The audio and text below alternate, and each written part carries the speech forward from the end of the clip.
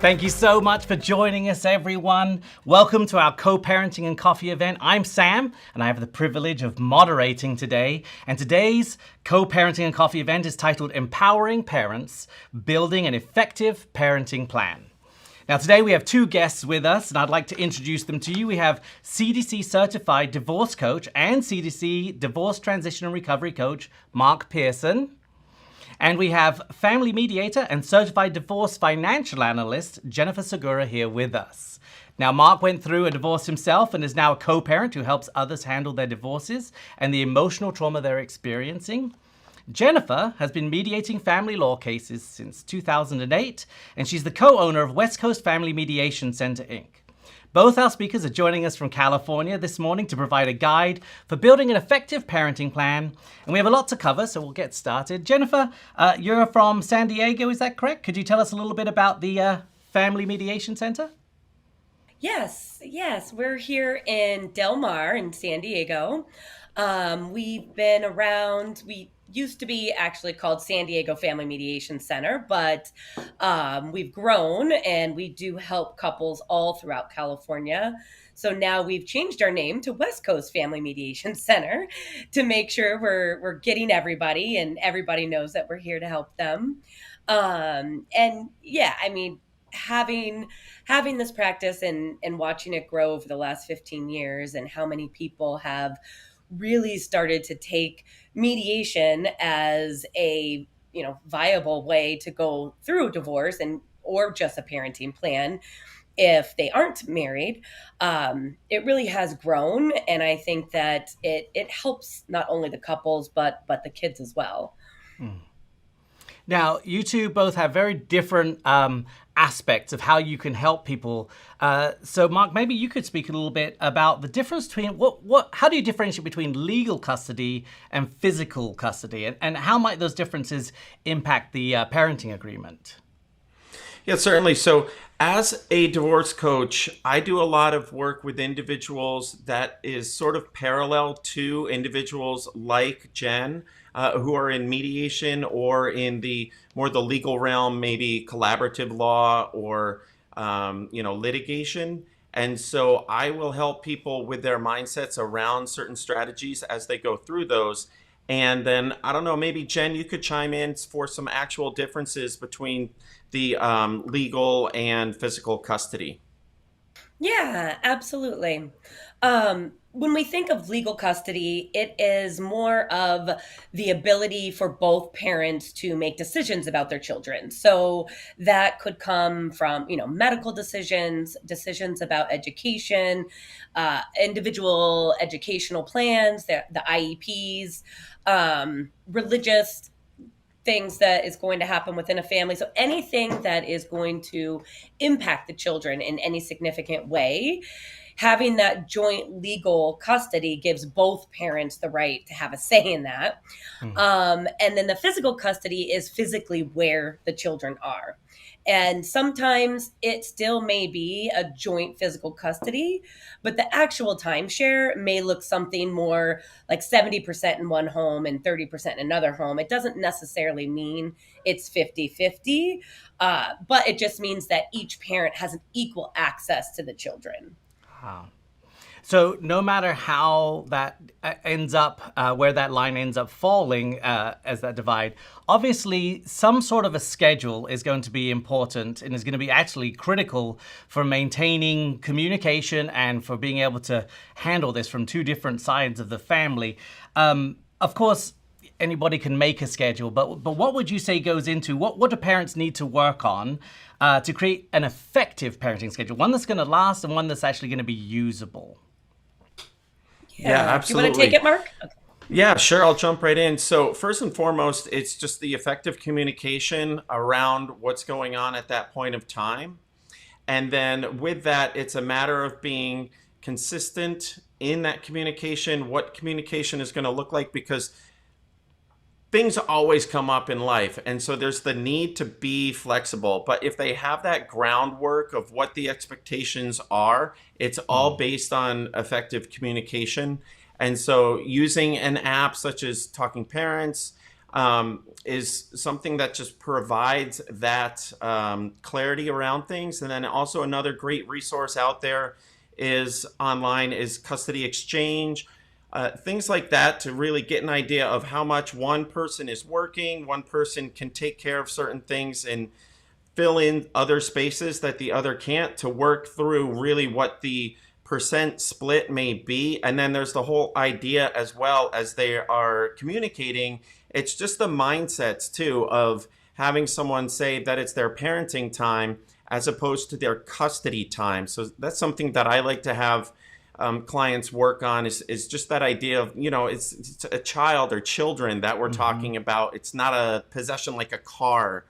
And so those mindset shifts and all around clear, effective communication so that it's very cliche, but that it's in the best interests of the children. And sorry, I was going to say on that schedule, what are some things that parents should be thinking through, things to plan through? Maybe not because you've got your regular schedule, but maybe even things like school breaks or vacation time. How are some ways that we can communicate and have I like what you said about it being a very effective plan, right? But it's the communicating of expectations. How do we do that? Yeah, great question, Sam. So there it's about drilling down into, say, the common occurrences that are going to come up so that they have their regular irregularities, if I said that right or makes sense, where it's like there's always going to be some vacations, there's always going to be some holidays. And so going through a list of what those look like, maybe there's some unique ones depending on someone's religion or what have you, but getting really clear on what all of those exchange times are going to look like through those kind of staple events so that it's just really laid out literally in black and white. And then beyond that, when life events happen, then they can go through the communication piece a bit easier and fall back on what's worked for them in black and white around parenting time with those special situations like holidays or school vacations. And, maybe having the exchanges be through school or maybe at a set time all the time, say 12 noon or something on 3-day holidays, so that if a total new situation comes up, they can just revert back to, well, when this happens, we do a 12 o'clock exchange, 12 noon usually. And so let's apply that here, and being as proactive and thinking it through in communication so that there's at least there's the least amount of conflict going on when those irregular moments pop up. Yeah. So, Jennifer, if I could ask you then, speaking of education, since school is going to be a huge part of that schedule and of that agreement, what guidance would you have for co-parents discussing their children's education? What are some topics that might be a good idea to come to an agreement on? Well, I mean, one thing that we often have people when they first come in, and the couples, whichever parent has been more at home with the child or children, there's often this desire to keep the kids in the same house through the school week. And we see, like, of course, right, it makes sense to want to have your child go to school and come home from school to the same house every day, because it seems overwhelming to have to switch houses during the week. And while I think that there is a good reason and I understand the desire for it, on the flip side of that, I think it is always important that both parents are part of both the school time with the kids and the fun time with the kids. Because if one parent only has the school week, that means there's never a morning they get to wake up and have breakfast and go do anything fun. It's always going to be go to school, come home, do homework, make dinner, do, all of that stuff. And so I think it's important that all of the duties are shared and all the fun time is shared. So it's not just with one parent. I mean, I think ultimately children want to be with both parents as much as they can be. And if that means they're having to go to school from 2 different houses throughout the week, their preference is going to be, okay, I'll do that so I can see mom and dad, rather than I don't see mom or dad for 5 days straight. So I always think that's really important. Well, maybe you could also speak to the financial expenses that go with education, especially things like extracurricular activities, childcare, things like that. Do you have any recommendations there also? Yeah, I mean, with extracurriculars, it can get tricky because they do want their kids to be in them, and sometimes one parent simply cannot afford it. And what we put into our agreements is that so long as they agree to the activity and each person can afford it, that they'll share the cost equally. Now, there may be times that they can, both parents can afford one activity, but then another parent wants them to be in a second activity. And as long as they agree, the kids can go ahead and be in that activity. But the other parent may tell them, look, I can't afford two right now. I mean, especially around here, we see kids getting into activity, horseback riding and things that are ridiculously expensive. And so really maybe a couple $1,000s a month by the time you're done. Mhm. And so long as the parents can agree, okay, yes, we want to keep our child in this activity. I can't afford it, but you can. So yes, I will make sure she gets there. I'll make sure, to do everything I can on my part, but I just can't actually put money towards it as well. And then when it comes to childcare, most of the time, if the parents are, especially if they're both working, it's a split cost of childcare. There are times that couples will share a nanny, like they'll pay a nanny each 50-50, and the nanny will go to one house and then go to the other house as well. Um, but not, I mean, that's not a general thing that happens. Mhm. But yes, they are typically going to share the cost of that childcare for work or going to school if a parent's going to school. Well, as the father of three teenage children, I can attest they are quite expensive. Those Yeah. expenses do add Yeah, it up. adds up for sure.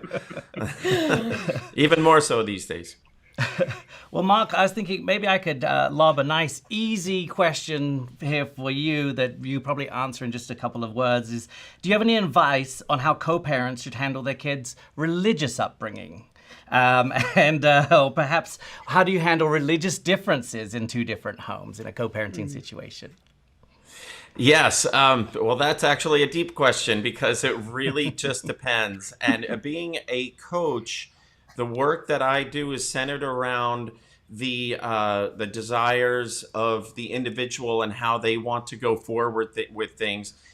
As an umbrella statement, it's having them be clear with their child such that the child is exposed to their beliefs while still respecting what the soon to be former spouse or former spouse's beliefs are as well. And then, depending on the age appropriateness, really letting the child decide and having them empower their own decision as they go forward. So it's always just very client driven and children driven as far as what's age appropriate and what they decide their upbringing to be. It can, in a sense, be like other really big decisions where it really comes down to, once again, the effective communication between the two parents. Yes. Well, and it sounds to me like that's a conversation you need to have for the effective parenting plan to begin with, but it also sounds like that's going to be an ongoing conversation Yeah. that's going to evolve as the children grow up, correct? Yes, indeed. And that can even happen in households that stay married, right? And kids sort of figure Yeah. things out on their own or question religion on their own or something. So, yep. Yeah.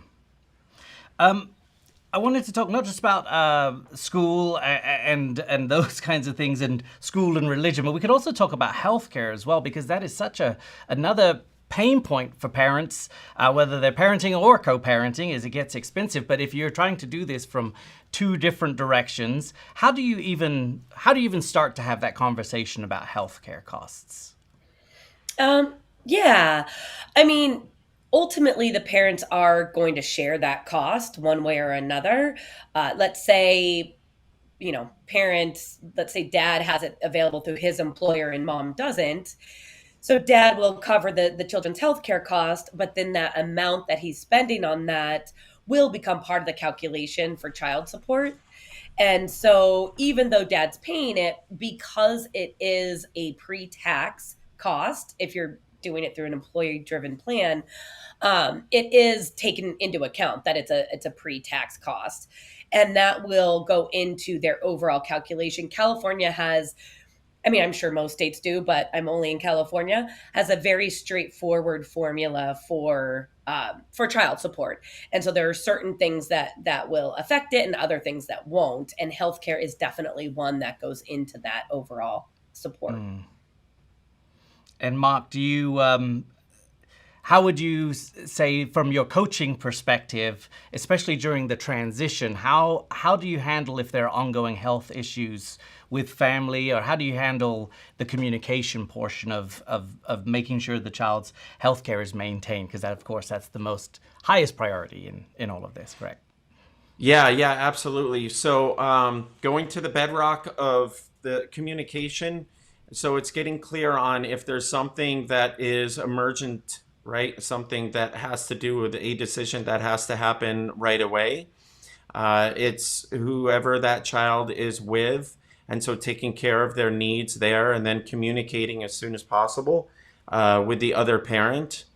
And then, beyond that, it's ideally having those communication channels open so that when someone starts to see some sort of a health issue that may not be an emergency situation, but has started to become, say, frequent, or just a concern, sort of, a little tickle in their mind, if they will, of something going on, it's asking the questions of both the child or children and the other parent to see, hey, are you noticing this as well? Or I've thought about this when so-and-so behaved a certain way, because this could certainly involve mental health as well, right? And so going back on the communication, and where things just change and again are very age dependent on what the individual may see that their child is experiencing, and then finding them the resources that would be appropriate both on hand, like they have, like Jen said, through work, or finding resources that may be outside of work in either spouse's or former spouse's cases, and just getting the resources that children need, because it really does take a village, right? So Right. Well, there are some difficult circumstances that can come up for anybody. And of course, one of those is going to be if one of the parents in a co-parenting situation has to relocate. So how do you, what's a good and effective strategy for communicating a plan for that? How do you assess the impact, and how do you figure out a way to do long distance co-parenting? Oh, yeah, the big one. yeah, Yeah, definitely. it's such a hard, it's probably the hardest in any of the co-parenting plans that you would come up with. California years ago used to be, you can't leave the 7 surrounding counties of where the child was born, which still is a very large area, right? I mean, 7 surrounding counties could get you all the way up to Northern California.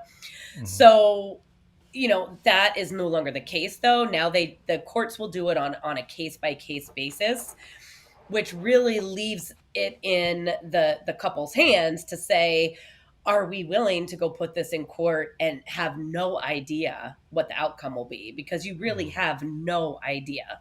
It is all comes down to just balancing the interests. So it's, if mom wants to move and dad's staying here, it's, well, what's going to be better for the kids? Is there enough of a reason for the kids to go with mom that it makes sense to take them away from their dad? And the courts are really, really try to keep kids with both parents as much as possible. And so it's a uphill battle to try and do a relocation. Now, there are definitely times that we see parents that will agree, let's all move together. Like, if one parent's going to go, the other parent's going to go too. Like, they're not going to, those are our, best case scenario. They get along so well, and they really are over the top child centered that they will do whatever's best that they think is for the kids. Mm-hmm. Otherwise, you do get into the, during the school year, they're with one parent, and then during Christmas break, spring break, summertime, they're with the other parent. Yeah, yeah, and if I could just stack on that, so it's certainly most ideal if the parents are able to stay within 20 minutes of each other, and so it's okay and it's normal to live apart, and having them still be within 20 minutes, what that affords the children is to have roughly the same friend group no matter what parent's house that they're at. And so it's not like a whole separate life. And so that's the ideal to kind of work around. And then after that, it's normalizing things. So like Jen was saying, if the children go to say even the other parents for the summer, they're out of state, it's normalizing that for them, that's the situation for them, and the mindset there is saying that you get to do something instead of you have to. And so with that normalization and just the opportunity that or opportunities that are created around whatever that situation is, and having that be as positive as an experience as possible so that the kids are able to have happy lives, happy kids in two homes, no matter where they are. That's Yeah. really the ideal to search for. It's good. Do you have any tips on how to manage technology with your children in a co-parenting situation? Things like when's the right age to be able to get a smartphone, or your policies on social media for your children. Where does that conversation begin? How do you maintain that as part of your co-parenting plan? Do you want to go ahead, Mark? Well, sure. So for me, it's something that I speak with my clients about in, uh, again, age appropriate manner. Some people are trying to hold off until 14, some 10 years old, and then some it's just completely normalized to have their kids on their phones early and even get their own phones very early. I think there's a whole nother degree of parenting that goes on today around social media, around the internet, around having parental controls on things. And so it's being very clear on where they are online, what they're doing, just talking with them about it, figuring out how they're using it, and knowing that there can be some real easy ways that kids can go off in tangent. But if they are using things with parental controls at a young age as much as possible, using things like YouTube Kids instead of YouTube, just giving those guardrails there and letting them know that there's also just a certain amount of time per day that is allowable, so that the kids are getting outside and interacting with other kids, or they're digging in the dirt, or they're playing sports, or whatever it may be, and really limiting that screen time at young ages and shutting it off at certain times when the kids get older. Family time, leaving the cell phone down. And so just communicating with the other parent what's going on in their house, and asking for the permission to have some continuity between the two homes so that it's not a total black and white experience of, say, the child bringing the cell phone to the other house and a whole new set of rules that might be going on. And it just leads to, it's one of the things that's most challenging these days, because it's also dynamic, even for teenagers, where the parents are together. And it's very case dependent. Yeah. How do you address it, Jen? Yeah, I mean, it is hard, right? Because if, depending on where the kids' ages are, if they don't have their own device or some way to get in touch with the other parent, most families, or I would say a lot of families now, don't have a landline at home. And so the only option is you have to call the other parent, or the other parent has to give their phone to the kids in order for the non-custodial parent to talk to their children. And that in and of itself can be difficult to make happen. And so then we get into what I always bring up with my clients as an option is they have like the little smart watches now that they're only for kids. They may be able to have like 3 or 4 phone numbers on it, and they will, you know, at least be able to call their mom and call their dad, but they're not able to get on to social media. That's really good. So this is it could also be quite an expensive proposition too, though. Are these technology habits, and if we're doubling up those expenses by having the same technology at two separate houses, that's also, I guess, part of the conversation is going to be how you're going to budget for all of these things, correct? For their education, but if they're going to need electronics for their education also, and being able to prepare for all of those things as you make this transition plan. Yes. Okay, so let me ask another question then, and this is another difficult one. Much like how do we handle situations where one parent has to relocate? What do we do in situations? Do you have any guidance when it comes to future partners and navigating those introductions and the dynamics of new relationships being introduced into your family? That is So right definitely a out the difficult one gate, as well. yeah, yeah. And right out the gate, I like to suggest, invite clients to just take a breather on things and initially not even hopping into another relationship for 6 months.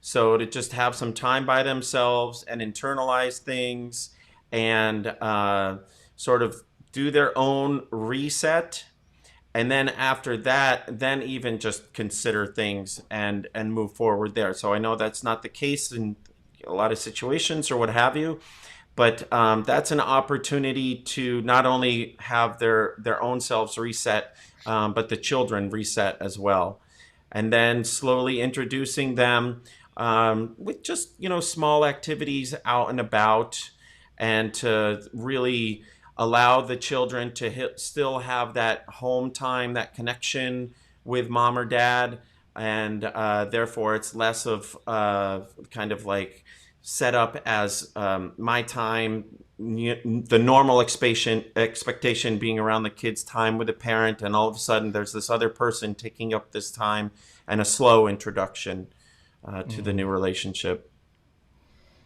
Yeah. And I mean, we often put it into our agreements that they won't date for 6 months or 12 months, whatever they agreed to, that the other parent will have the opportunity to meet the new partner if they want to prior to them being introduced to the parents, that there's always a conversation with the other parent so that they're not blindsided with the kids coming home and saying, "Oh, mommy, I met daddy's new friend Jill," or whatever the case may be. Just so that, kind of what Mark keeps coming back to is it's that communication. It's making sure that you know about it before your kids do, and that you're not having, so when they come home and they talk about Jill, well, you know who Jill is, and it's not something that they see the shock on your face because you're so blindsided by it, then that makes them nervous, right? It's the whole idea of making sure that both parents are very grounded and stable, because that's how you make your kids feel grounded and stable. So it seems that we can even predefine some of these boundaries or role definitions, and even how we're going to possibly get professional support through this ahead of time, before any of this stuff even happens, right? Before we think about relocating, before we think about finding a new relationship or changing schools, all of that. A lot of this can be a conversation we can have ahead of time and get this into a plan so that we know what those definitions are going to look like when these life events do occur. So then, what would you say are the most important things? And Jen, maybe I'll start with this with you, but when it comes to communicating between parents regarding that shared custody and that co-parenting plan, what would you say is your top advice for the people who are joining us today? Keeping the kids out of it, right? Like making sure that all the conversations, the decisions are happening between the parents, and that they aren't spilling over into the children. that you're not asking the child, like, what did you do at dad's house or what did you do at mom's house, that you really are allowing each child to continue to see their parent through their own eyes, that you are not changing that vision for them to where they look at that other parent in a negative way at all.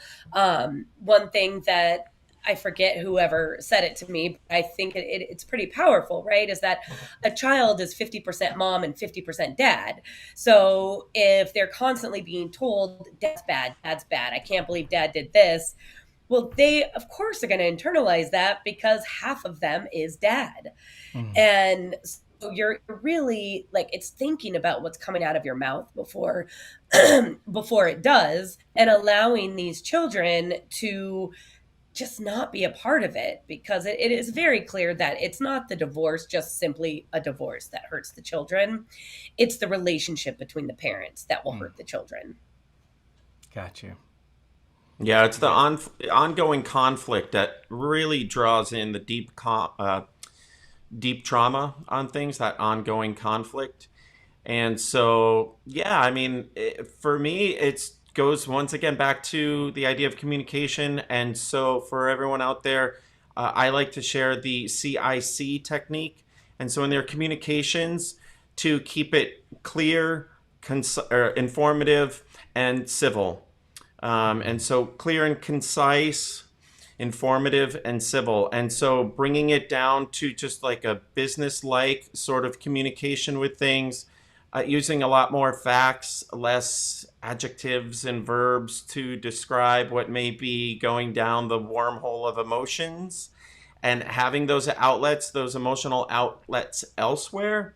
But using that principle so that you're effectively communicating the message in as clear a way. It's just stating the facts, informative, and it's civil. So it's treating someone how they would like to be treated, and quite simply, saying please and thank you, things like that. Well, then let me ask just one last question, and Mark, I'll start it with you, but then Jennifer, if you could jump in as well with your thoughts on this.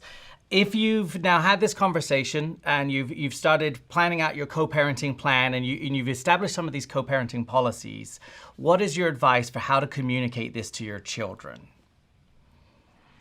To the whole entire plan? Yeah, the ideas that you guys have come up with as a co-parenting agreement, the plan you've put in place, and the schedules you've established. How do you start to communicate this to the children in an age-appropriate manner?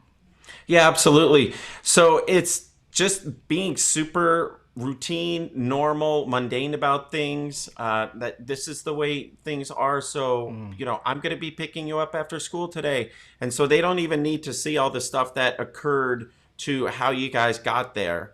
And it's just developing into that routine, and where it's appropriate to have it literally in front of them. So maybe what their schedule looks like. On Amazon, you can buy like a $5 calendar or something, and the kids can fill in when they're going to be with mommy or daddy. And so it's a visual reference for them to actually see whatever their parenting plan is. Oh, these 3 days I'm with you, mommy, and then these 2 days I'm with daddy. And they get to color in activities that they're going to do that the parent, brings in, and may know about what they're going to do at the other location as well. And so if there's a holiday or something, it's like, oh, look, you're going to be there then. And so, just having it be very normalized. It's such a common occurrence for people to go through that, having it just be a situation where they feel love and support, so that whenever there are the unique challenges, they know that they've got a loving parent on both sides, that's really the important thing. And just to leave the kids out of all of the big adult decisions that go along with it, and to even not have the kids in earshot when certain conversations may be going on with the other spouse or soon to be former spouse, or mitigator or lawyers or therapists or what have you. And just being supportive in general. Yeah. And I would add to that for like the older kids, because I love what Mark said about having a calendar for the kids to look at. And we often say that as well, right? Like, and if they're really young, have pink and blue squares if that's what it takes, just something Yeah, for there you them go. to be Yeah. able to like visualize what's going on with mom and dad. But with the older kids, we often tell people like have like a Google calendar that's a family calendar that everybody's on, so that it's not only for the kids to look at and say which house am I going to be at, but it's also for the parents, right? Because we're busy too, and soccer practice, and the dance recital and this and that, so that all of that can be on the family calendar, so that both parents can always look at that calendar and say, oh no, like I can't do this that weekend because my kid's in a dance recital or whatever the case is.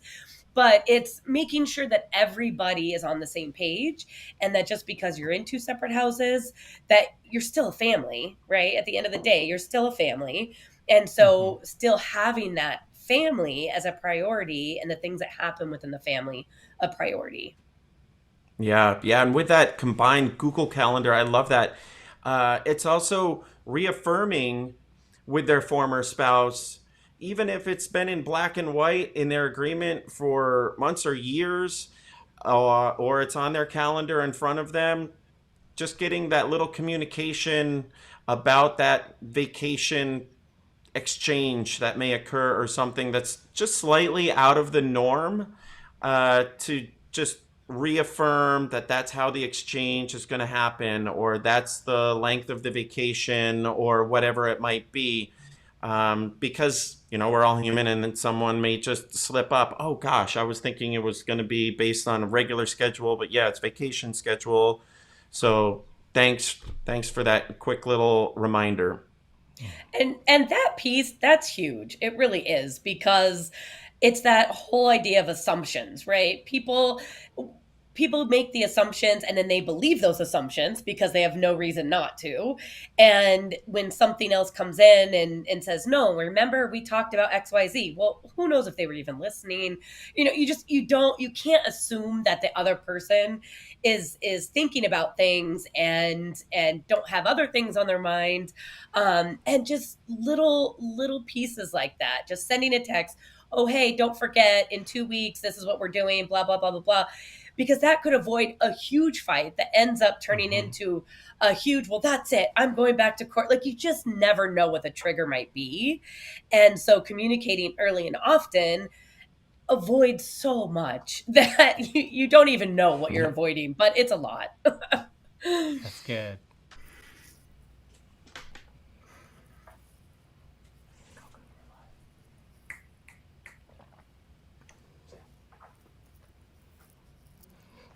Excellent. Well, we've got quite a lot of questions and a lot of people joining us today. That's so fantastic.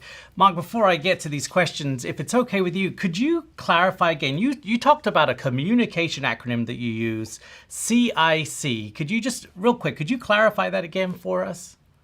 Absolutely. Concise, informative, and civil. And so it's brief, right? It's very concise, it's clear.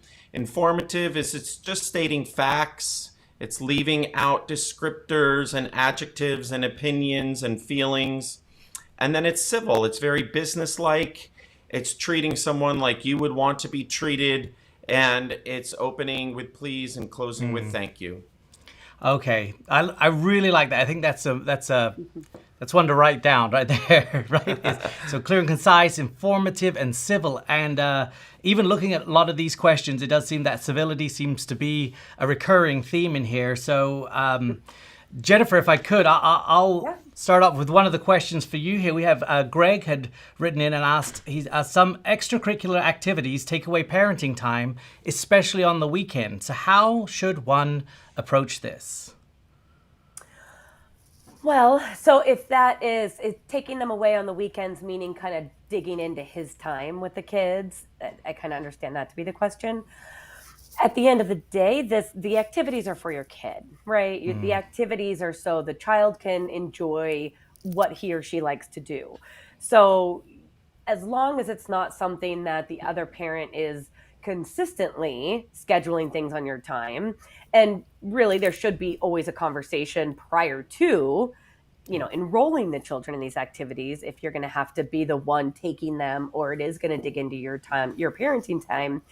But if you have a child that loves baseball and that's all they want to do, I get that you might not want to spend your parenting time Saturday at the baseball field. But if that's what your kid loves, then that's what you do. Yep, that's really good. A somewhat similar question here also is asking, so any advice on how to create a schedule with a co-parent whose work schedule changes every week and has several last minute changes? I understand that not everybody's job is 9 to 5, and so Mark, how would you answer that? In one of those situations where it's constantly varying the schedule, how do you establish some sort of routine there? Yeah, so that's a really tough one. And I would actually work alongside someone like Jen who has more experience than I do, and I would defer to other professionals. And so it's really a matter of coming down to flexibility, though, and seeing what sort of consistency could be best supported for the kids. And knowing that that's just a very unique situation, I would really defer to someone like Jen. How would you answer that one, Jen? Sorry, I got distracted for a second. Well, um, just go talking ahead. just talking about I know for me my schedule tends to change throughout the week Oh, yeah. quite a lot, and I'm not sure, it's tough enough at my house with kids going in every direction and all of their extracurricular activities to have some kind of a routine. And so in a situation like that, that's very difficult to plan for. Well, and it is, and so we have, we here in San Diego, we have a lot of military, we have a lot of, firemen, policemen That's what that I was thinking of. Yeah, probably a firefighter or something. that they do these rotating schedules, right? So like every quarter they're on a different schedule.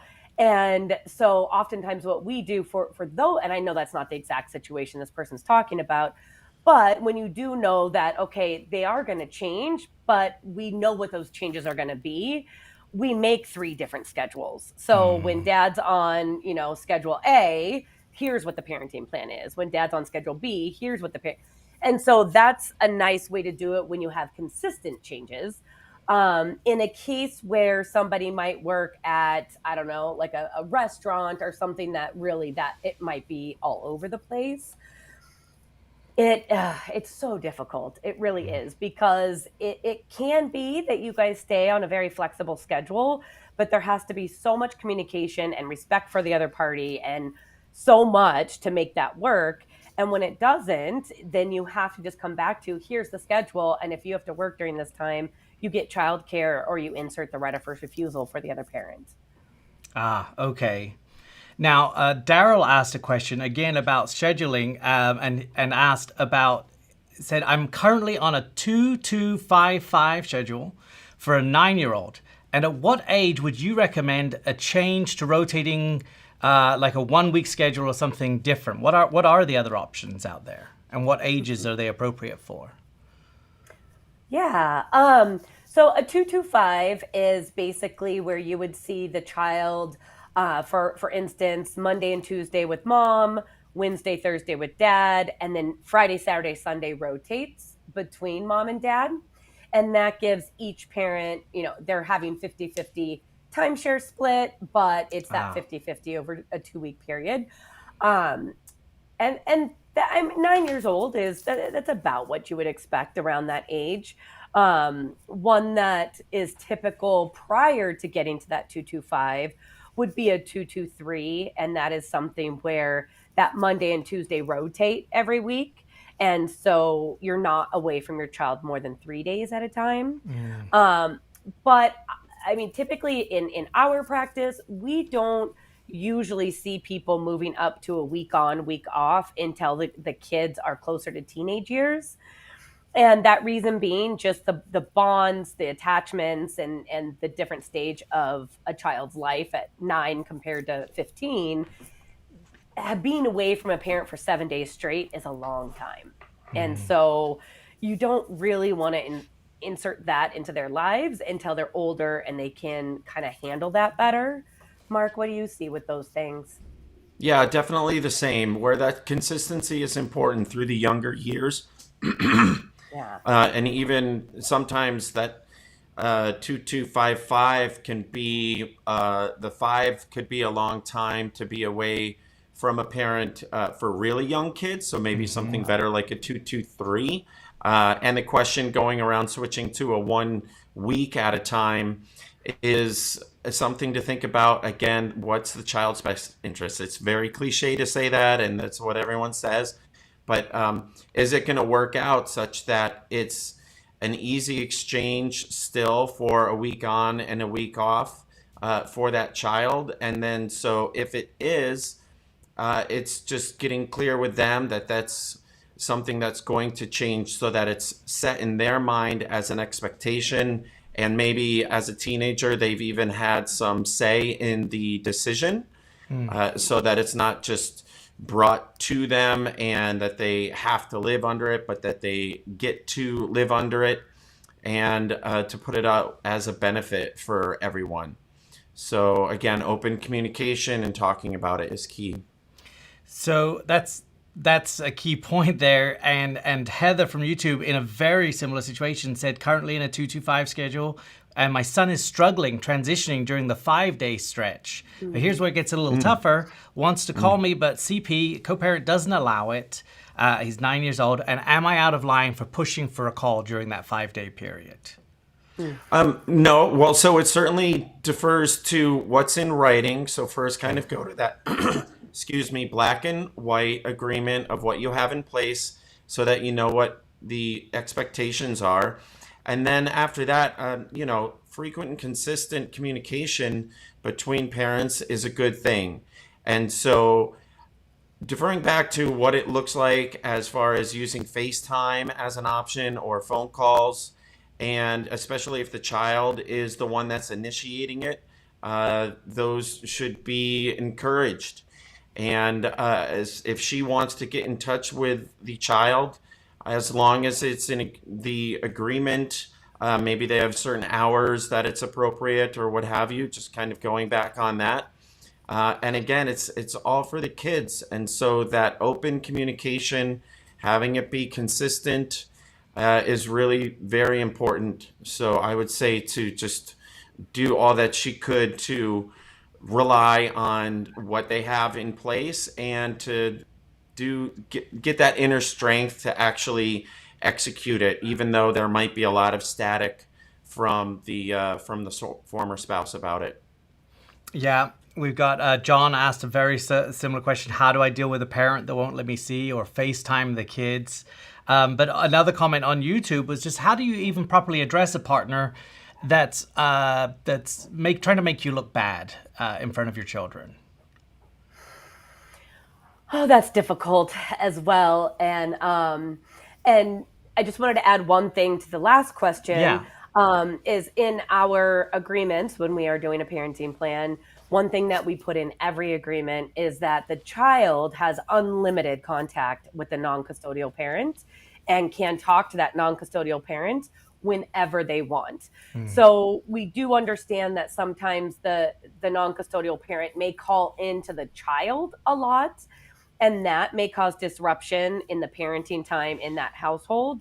And so it is very reasonable to limit how much the non-custodial can call in, but you should never limit a child from calling out.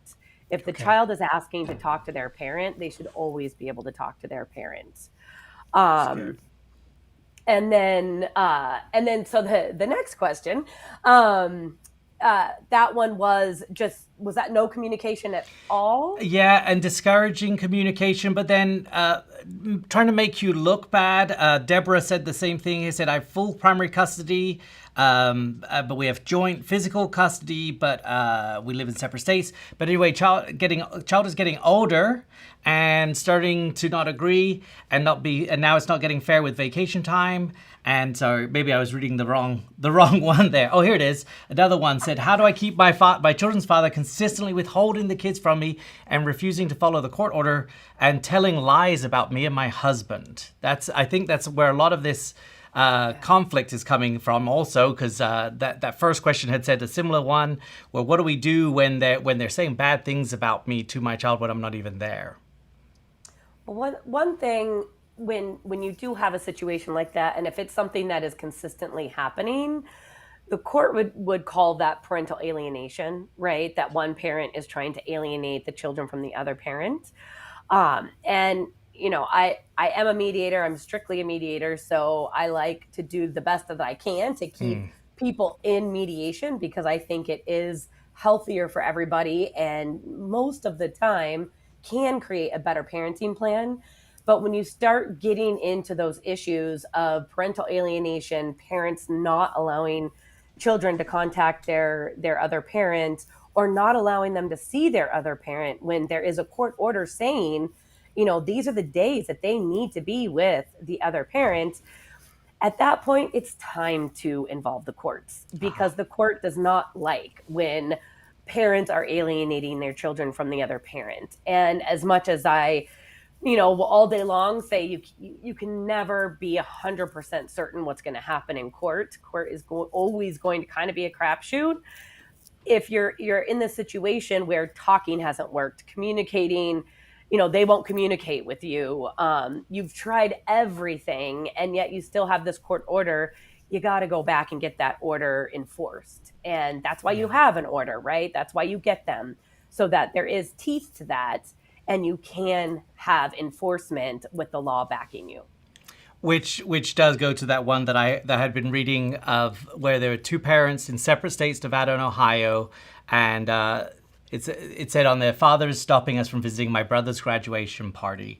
And it did say in the divorce agreement that they would agree on holiday and vacation time. But now, as the daughter's getting older, the dad is starting to not agree or be fair with that vacation time. So that's what you were talking about. Go back to the black and white, right? Mm-hmm. Yeah, go back to the black and white. And also, I would dig deeper. Like, what's going on in that situation? Why do we not want the child? Like, is it just this graduation? Is there, other events that he doesn't? I mean, maybe it's that he's afraid the daughter's going to go there, and because it's all the mother's family, there's going to be a lot of bad things talked about him, and he doesn't want his daughter. So there's usually going to be underlying issues there that's not only about not letting them go, but why? Why don't you want them to go? Gotcha. Right. Yeah. And that's a significant life event. So it's a very reasonable thing to do, to request some out-of-state travel, or in-state if it's for a graduation, wherever it might be too. That's a significant life event. That's reasonable. And kind of going on what Jen was saying, it's important for the individuals to realize that because they can only control themselves, it's important to have their own mindset about things, and that they're working with their children in creating the best life for their kids, and that their former spouse not being in their control is someone that they are going to work through things with one way or the other. But the fact that they can only control themselves and their time with their kids, and putting their best version of themselves forward, so that their story is something that they're proud about sharing in present and in the future, and that their kids are going to tell about them. And so just trying to think of it more about, again, the benefits of the kids and how they can affect their relationship with their kids and help them grow as a family, as a tight unit. And to have the other side, maybe a metaphor or a visual, maybe just having that the resistance from the other side be more like water off of a duck's back, or developing the strong shoulders to know that there's going to be some sort of resistance, but they can control their own emotions and the relationship with their kids, so that the time that they spend together is the best that they can create for themselves. if you could expound on even that a little more, what you're saying there about what you can control and what you can't control, because Emily asks, if you work so hard to set all these boundaries and guidelines in a plan, but then what can be done if the other co-parent just doesn't follow them? Yeah, so it's the same thing. It's like boundaries are actually they're a line that you might put in the sand figuratively, but then it's about how do you react to them.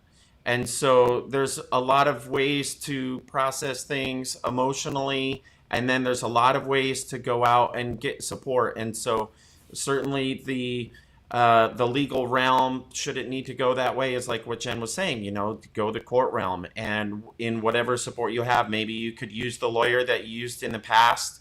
Maybe it's going down to the court if you don't have the financial resources anymore, and it's using the more of the self-help avenues that a lot of courts have. It's doing things more along the pro se, so by yourself, legal representation.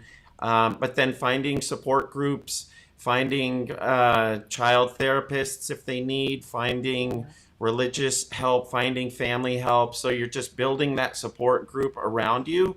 And that way is, again, affecting the child's lives in the most positive way. Yeah. KP asked, and this is a very interesting question, what if one parent can't afford a lawyer, and then it feels hopeless when it comes to any kind of custody modification? She said, I often feel like I don't have a voice even though we share joint legal custody. Yeah. Mark had mentioned self-help, and there always are going to be certain things that a court will provide for a parent, right? In San Diego, again, not certain about other states, but in San Diego, we have the Family Law Facilitator's Office. So if you are in a situation where you don't have any means to go out and hire an attorney, you can go and speak with a facilitator when it comes to child custody. So they're not going to help with other aspects of the divorce, but they would help with the children, both support wise and with their custody schedule. But in addition to that, if you can get the other party to come into a process like mediation, you can always, if both of you are struggling with things, I mean, maybe that other party is willing to cover the cost of mediation if it meant that things were going to run smoother afterwards. I mean, with a parenting modification, it typically isn't taking more than 2 or 3 hours to get that done, and more often on the 2-hour side. Okay. And so it's not terribly expensive to go in and do something like that with the mediator. You're paying one professional instead of 2 attorneys, that then ends up with a court order, a court hearing that you have to go to court, and then you get an order. Like, all of that is very lengthy, which then of course is a lot more money because you're paying 2 professionals for all those hours. Whereas if you're paying one professional and it's only 2 or 3 hours, it's a lot less costly. So I mean, that is one way to try and go about it. So would you then recommend maybe mediation as a good route? Mike had asked, how do you create a co-parenting plan when the other parent alienates you? And how do you communicate with the other parent when they often won't reply, even to my messages in Talking Parents? So would mediation then be a good route? I mean, I would definitely start there to have the conversations, figure out, like, why are you not responding? What can we do to make it, a better situation for you to respond? Is it the time of day? Are there, again, other issues going on that haven't been resolved, that are, showing up as how he's reacting? I'm going to ignore you because I'm actually really still mad at you for leaving me, or I'm going to ignore you because I'm actually really mad that you're dating someone now. Like, what is this underlying issue that's making the other parent not respond? I mean, most parents do want help from their co-parent. Single parenting is not for the weak, right? Like, single parenting is by far the hardest job on the planet. And so I don't know any single parent that doesn't want, that doesn't want the help of the other parent if it can be a healthy situation. It's just nobody wants to be in a constant battle. It's just exhausting. Nobody wants to do that. Yeah. Okay, we've got a couple of quite interesting questions here too. I'm curious to see where you take this. Liz asked, what's the biggest tip on creating an effective plan while one parent is active duty military? Do you want me to take that, Mark, or? Have at it. We're a big military town in San Diego. We are. So, I mean, active duty military always has to have somebody kind of, I don't know if it's signed, like some sort of an agreement. When I'm active duty, here's where the child goes. 9 times out of 10, that's going to be the other parent.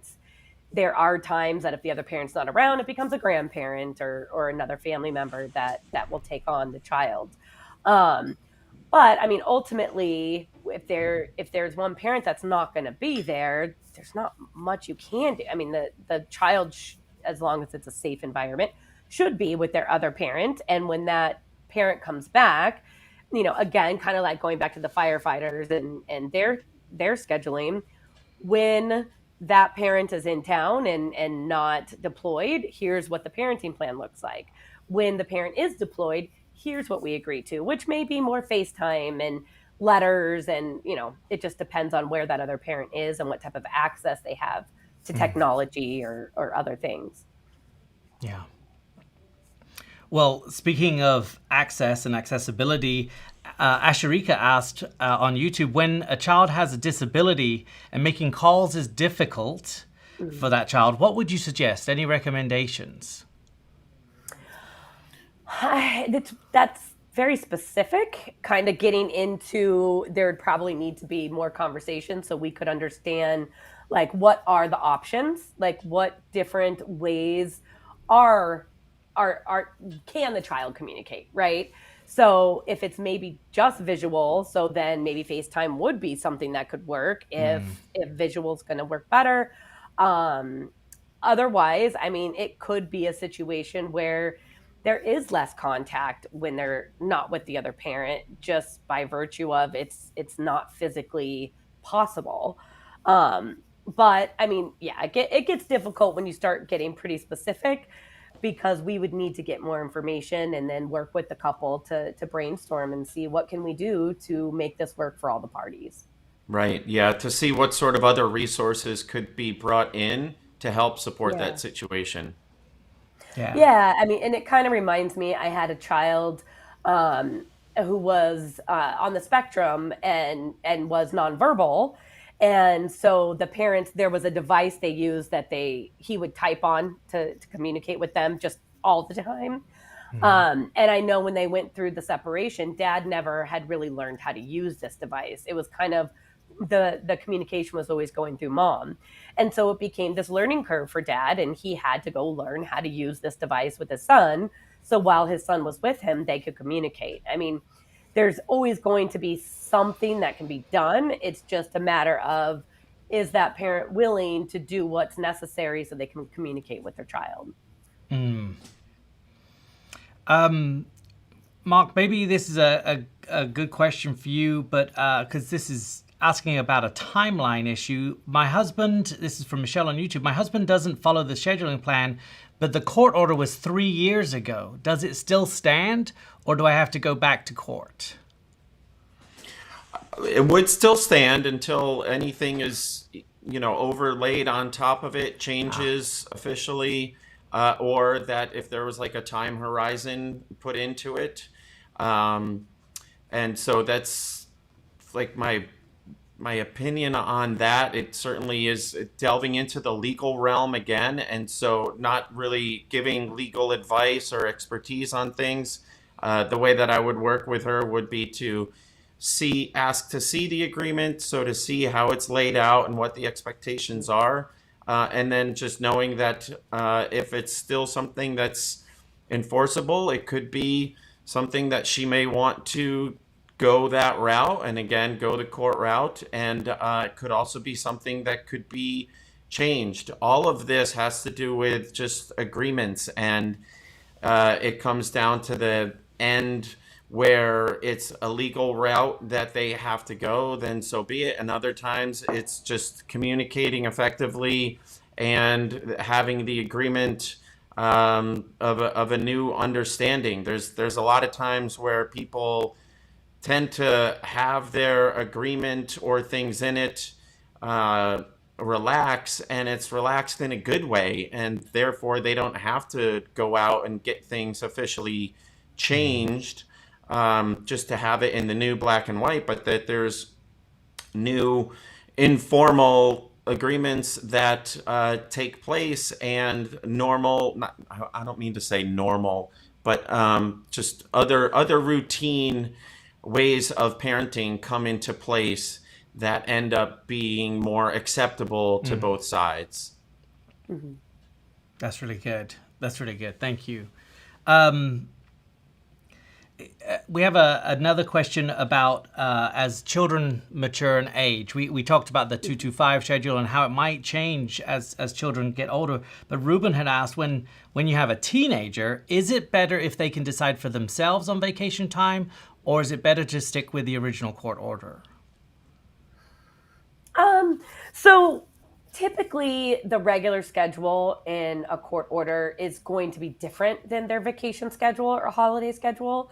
So there's usually, your regular day to day, then your holiday. And then in addition to that, the parents typically agree on, we each have 1 week a year, we each have 2 weeks a year, whatever it is that they agree on. And so they kind of all coexist together. Depending on the age and maturity of the child, I think it's okay to have their feedback.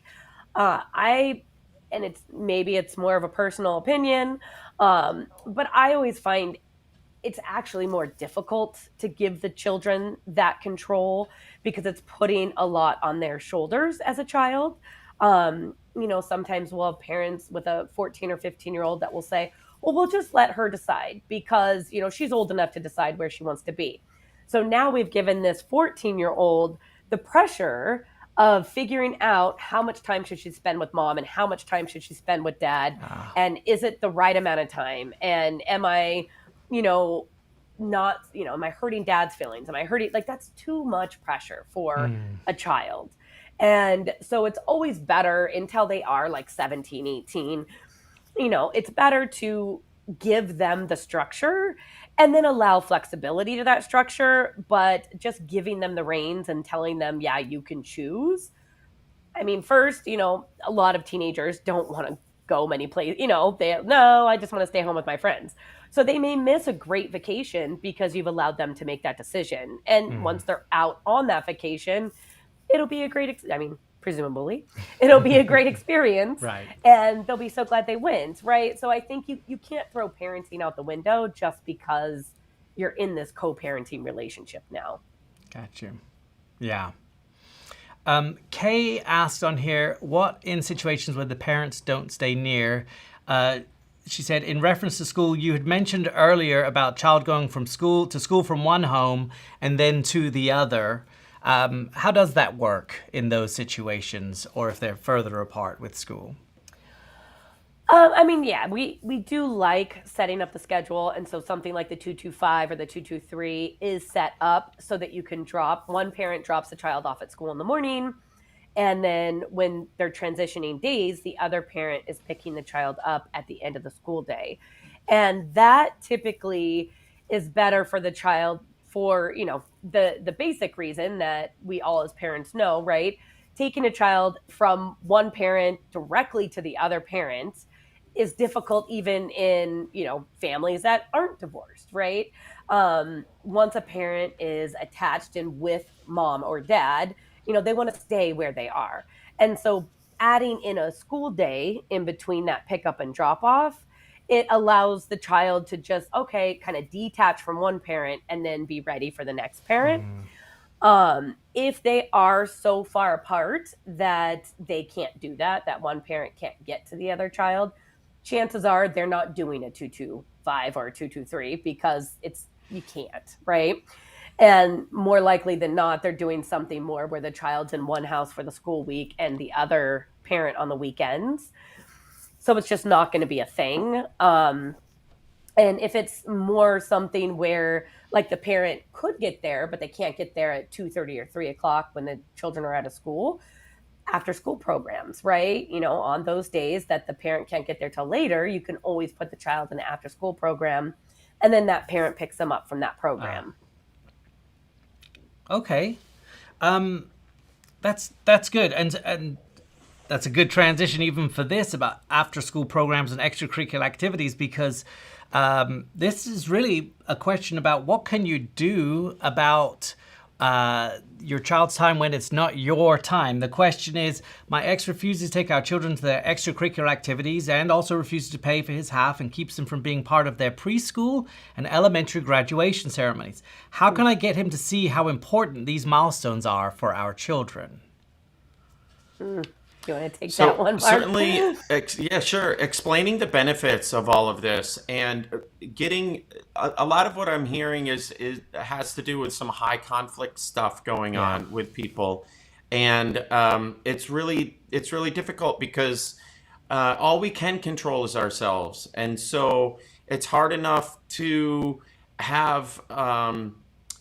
To raise a child and to let go of trying to control a child all the way through their life and always teaching them what you think is best, right? Like parenting is a big process of letting go. And then when you have a co-parent or someone that's parallel parenting, and then you add in the level of conflict with things, it's just really making things even that much harder.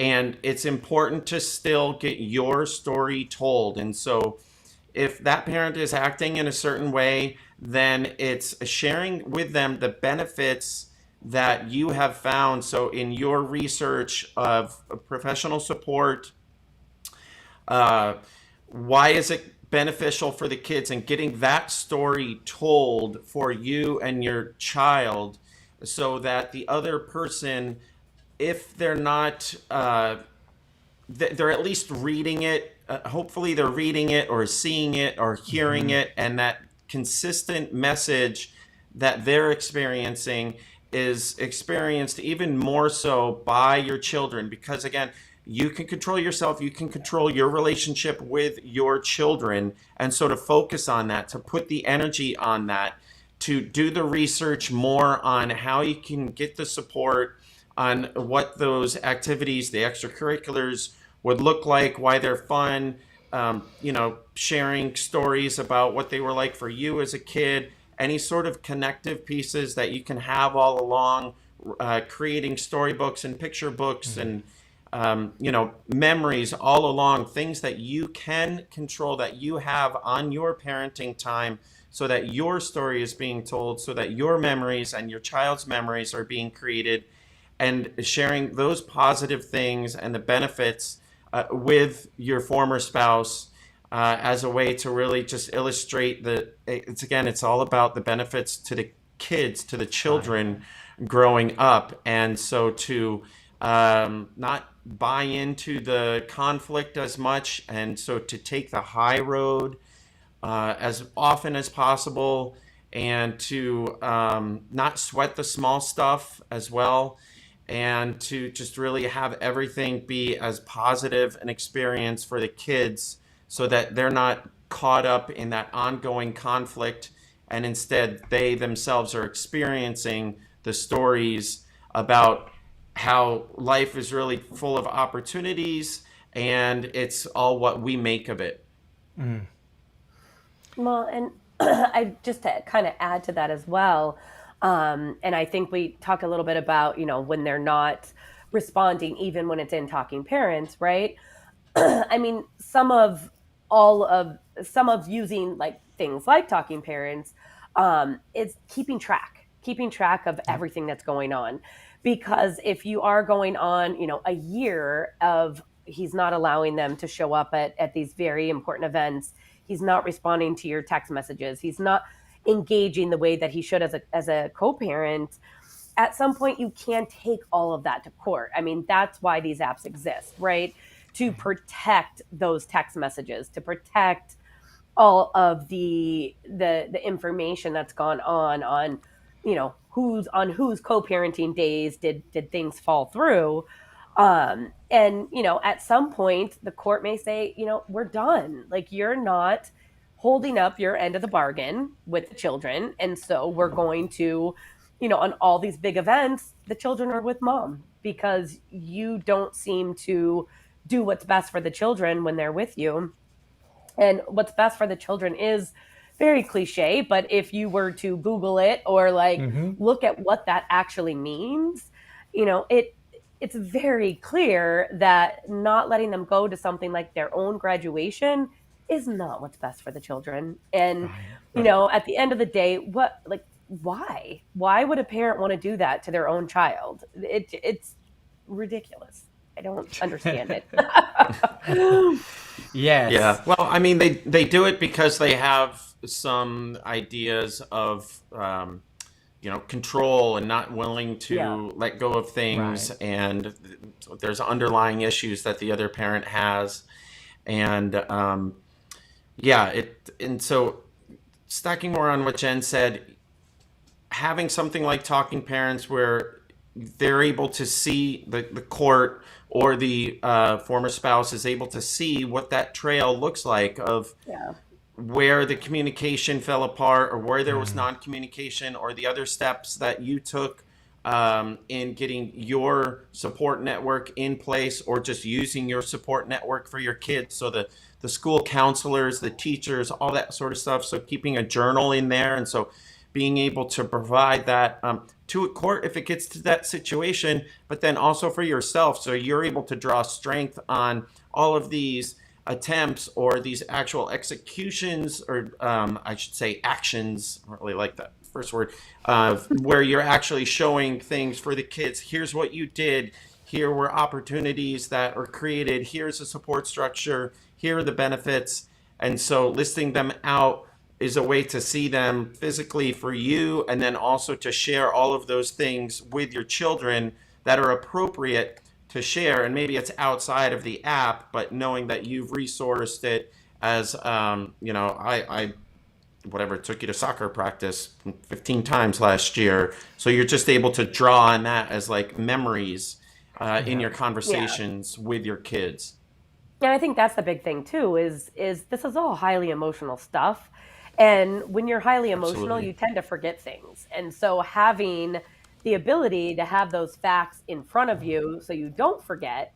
And like Mark said, when you're having that concise, informative communication, making sure that you are using facts and you're not elaborating on something that didn't really happen because you don't really remember what happened. You just kind of remember what happened, taking advantage of the tools that are out there because there's a lot of them. And just making sure that you utilize those tools, even if it doesn't do anything right now or for today or for this weekend. Eventually, at least you are setting yourself up for, for success at some point in this relationship. Yeah. Well, unfortunately, we're not running out of questions, but we are running out of time. And let me just say, I and all of our viewers are so grateful to have this wealth of wisdom that you're bringing to us. That's why there are so many fantastic questions coming in here. Maybe just one or two more last questions. But Veronica asked, she said, how do you manage financial obligation on extracurricular activities during summer holidays or summer camp programs, things like that, the things you weren't expecting? Do you have any tips or advice for people on how to manage those expectations? We do add those into all of our parenting plans. So we kind of take the position that more is better. And so we will cover all of those as far as most children, if they're not old enough to stay home alone, they're going to be in summer camps because unfortunately parents don't have summer vacation. Right. So, and unfortunately also on top of that, summer camps are typically much more expensive than regular childcare throughout the year. And so getting something in place that we know, like whether or not it's okay, I'll pay for one camp, you pay for the next, or it just kind of goes into that same bucket of the extracurricular activities, the out-of-pocket medical. I mean, there should be something in place for how they share these expenses again, using the apps, right? A lot of the apps offer ways for people to maintain a list of ongoing expenses so that they can reconcile that either monthly or quarterly or whatever it is. Yep. But part of making sure that you know what you're going to share is having all of that discussed and outlined in that parenting plan so that, there's a handful of things. Here's what we know we're going to share. If it's anything that's not on this list, we need to discuss it before we go and pay for it if we want to be compensated for half of it. Yeah.